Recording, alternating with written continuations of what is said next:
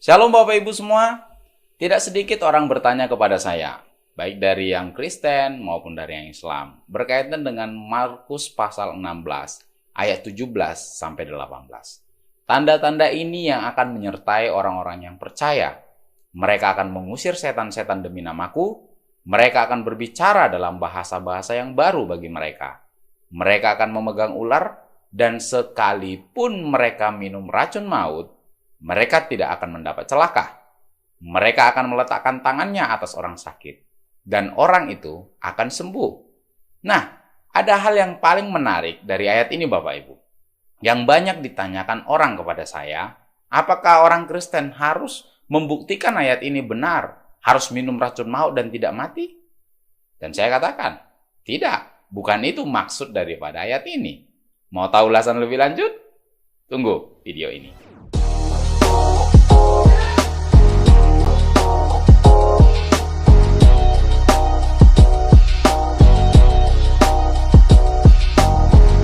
Saya dibantu oleh beberapa literatur Bapak Ibu. Nah, literatur yang pertama adalah Wiersbe Expository Outline on the New Testament. Yang kedua adalah Wilmington Bible Handbook. Yang ketiga adalah The Pulpit Commentary. Kita belajar dulu dalam bahasa Yunaninya Bapak Ibu. Tanda dalam bahasa Yunani, semia. Semia, as in the Old Testament, the Chief New Testament, use of sign are confirmation of the message given by God. And this message come through the apostolic community to the church. Jadi, tanda-tanda atau mujizat itu adalah sebagai bentuk konfirmasi dari pesan yang disampaikan oleh Tuhan melalui komunitas para rasul kepada gereja. Itulah arti daripada tanda. Nah, Markus 16 ayat 17-18 itu memiliki 4 komponen Bapak Ibu. Komponen yang pertama adalah para rasul, yang kedua adalah pemberitaan Injil, yang ketiga adalah orang percaya, dan yang keempat adalah orang yang tidak percaya. Nah, kita pelajari dulu masing-masing komponen. Komponen yang pertama, lalu ia berkata kepada mereka, pergilah ke seluruh dunia, beritakanlah Injil kepada semua orang. Orang yang tidak mau percaya kepadaku akan dihukum, tetapi orang yang percaya dan dibaptis akan diselamatkan. Nah, siapa mereka itu? Kepada siapa ayat itu ditujukan? Yang pertama adalah mereka adalah para rasul, murid-murid dari Tuhan Yesus sendiri. Dan mereka juga terlibat di dalam pemberitaan Injil. Jadi, ayat ini yang pertama sekali prioritasnya adalah kepada para rasul. Mereka diperlengkapi dengan tanda-tanda untuk mengkonfirmasi pesan kabar baik yang diberikan oleh Allah. Nah, yang kedua, tanda-tanda ini akan menyertai orang-orang yang percaya. Nah, siapa orang-orang yang percaya itu, Bapak Ibu? Yang percaya itu adalah para rasul dan orang-orang yang percaya kepada Kristus yang terlibat di dalam pemberitaan Injil. Jadi sudah jelas. Markus 16 ayat 17-18. Yang pertama itu ditujukan kepada para rasul dan orang-orang yang terlibat dalam pemberitaan Injil.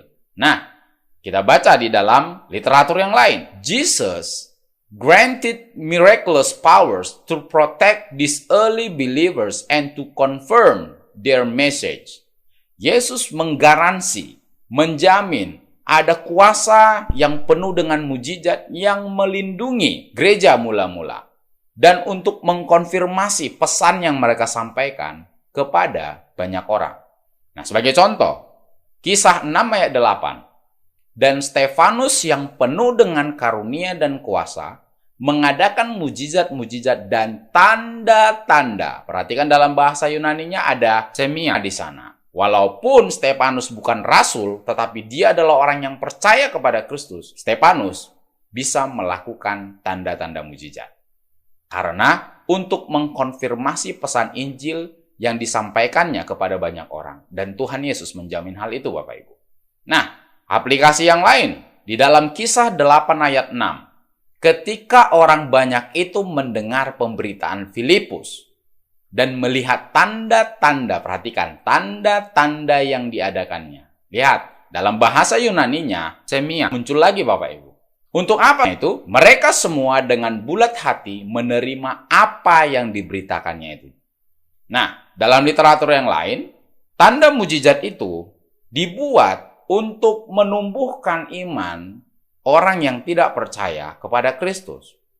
Seperti gambarannya, kita menanam sebuah tanaman. Ketika tanaman itu belum memiliki akar yang kuat, kita selalu memberikan air. Tetapi ketika tanaman itu sudah berakar, Bapak Ibu, kita tidak perlu lagi menyiram tanaman itu. Gambarannya seperti itu yang disampaikan oleh Gregory. Nah, dalam literatur yang lain, these gifts were not given for the advantage of those who performed them, but for the conviction of the unbelievers. Jadi tanda-tanda itu diberikan bukan untuk kepentingan kita yang melakukan mujizat itu Bapak Ibu, tetapi untuk meyakinkan para orang-orang yang tidak percaya kepada Tuhan. Jadi jelas, sudah paham ya sampai di sini? Saya berharap kita paham bahwa tanda diberikan untuk kepentingan orang yang tidak percaya, bukan untuk kepentingan pribadi siapa yang melakukan tanda itu. Nah, selanjutnya, these signs were thus credential for the apostle and their gospel message, prove their message genuine and exhibit in the fact that the living and the risen Jesus was present with them and working through them. Jadi, tanda-tanda ini sangat penting untuk para rasul untuk mengkonfirmasi pesan mereka, untuk membuktikan bahwa pesan mereka itu murni, pesan mereka itu asli, yang langsung di-backup oleh Tuhan Yesus Kristus yang hidup dan yang sudah bangkit. Karena dengan tanda-tanda itu Bapak Ibu, itu membuktikan bahwa Yesus yang hidup dan yang bangkit itu hadir bersama dengan para rasul dan bekerja melalui para rasul. Literatur yang lain, these sign miracles are given to encourage us to trust God and not to tempt Him with foolish experiments. Jadi, tanda-tanda ini diberikan untuk memotivasi kita, untuk menguatkan kita, untuk lebih percaya kepada Kristus.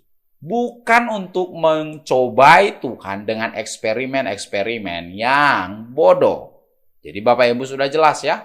Jadi bukan berarti zaman sekarang karena ada ayat ini, tanda-tanda ini yang menyertai orang percaya, mereka minum racun maut dan tidak mati. Anda coba minum racun maut dan Anda mati, itu resiko Anda. Karena memang ayat ini bukan ditujukan untuk kepentingan Anda, tetapi kepentingan pemberitaan Injil untuk mengkonfirmasi bahwa apa yang Bapak Ibu Saudara sampaikan atau apa yang disampaikan oleh para rasul pada waktu itu adalah benar, asli, dan Tuhan Yesus bekerja melalui para rasul. Jadi Bapak Ibu jangan coba-coba melakukan eksperimen-eksperimen yang bodoh dengan meminum racun hanya dengan meyakini ayat ini. Karena ayat ini bukan ditujukan untuk kepentingan kita, bukan untuk kepentingan saudara, tetapi untuk kepentingan pemberitaan Injil. Jadi sudah jelas Bapak Ibu bahwa dalam Markus 16 ayat 17 sampai 18, yang pertama, tanda itu diberikan kepada para rasul. Dan yang kedua, tanda itu untuk mengkonfirmasi pesan Injil kabar baik yang disampaikan oleh rasul kepada orang yang tidak percaya, bahwa itu berasal dari Tuhan dan Tuhan bekerja di dalam diri para rasul. Dan itu sudah pernah dibuktikan oleh Rasul Paulus ketika dia di Pulau Malta. Di dalam Kisah Para Rasul 28 ayat 1, ketika kami tiba dengan selamat di pantai, barulah kami tahu bahwa daratan itu adalah Pulau Malta. Penduduk pulau itu sangat ramah terhadap kami. Mereka menyalakan api besar dan mengajak kami semua ke situ karena telah mulai hujan dan hawanya dingin. Ketika Paulus memungut seberkas ranting-ranting dan meletakkannya di atas api, keluarlah seekor ular beludak karena panasnya api itu lalu menggigit tangannya. Ketika orang-orang itu melihat ular itu terpaut pada tangan Paulus, mereka berkata seorang kepada yang lain, "Orang ini pasti seorang pembunuh. Sebab meskipun ia telah luput dari laut, ia tidak dibiarkan hidup oleh Dewi Keadilan." Tetapi Paulus mengibaskan ular itu ke dalam api, dan ia sama sekali tidak menderita sesuatu. Namun mereka menyangka bahwa ia akan bengkak atau akan mati rebah seketika itu juga. Tetapi sesudah lama menanti-nanti, mereka melihat bahwa tidak ada apa-apa yang terjadi padanya, malah sebaliknya, mereka berpendapat bahwa ia seorang dewa. Jadi sudah jelas Bapak Ibu? Dengan adanya tanda ini, penduduk Pulau Malta akhirnya mengakui bahwa Paulus memiliki sesuatu atau something yang spesial. Dan itu sudah dijamin oleh Kristus, bahwa sekalipun mereka memegang ular atau minum racun maut, tidak akan mendapat celaka. Dan aplikasinya langsung kepada Paulus sendiri. Ada suatu statement yang muncul pada penduduk kota Malta. Ternyata Paulus adalah seorang dewa. Dan ini adalah kesempatan Paulus untuk memberitakan kabar baik kepada penduduk Pulau Malta. Jadi Bapak Ibu, tanda-tanda itu diberikan untuk memperlengkapi para rasul di dalam pemberitaan Injil.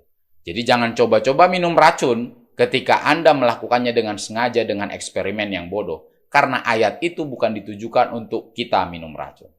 Jadi sudah jelas ya. Jadi kalau Anda tidak memberitakan Injil, Anda coba minum racun, ya resiko tanggung sendiri. Semoga ini bisa menjadi berkat. Tuhan Yesus memberkati.